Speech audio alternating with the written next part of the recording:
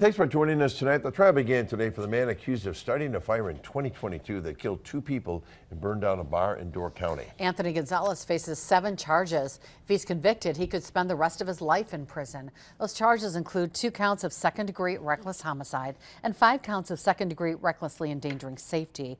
A charge on 1 count of negligent handling of burning materials was dropped. Emily Byer was in the courtroom today and has a first alert update.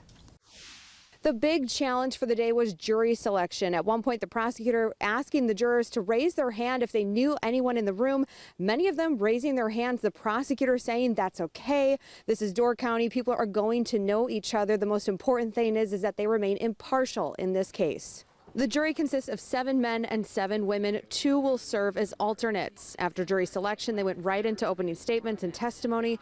We heard from one of the first responding officers who described the scene in those early morning hours of February 22nd, 2022. They shared this body cam footage showing the confusion to find out how many people were inside at the time the fire started. 228 advised fire. There are people upstairs that cannot get out. Building is smoke filled with flames coming out the front. Hollering out the window over here. Oh. It's trying to get right now. Hurry up, he says. I'm way in there.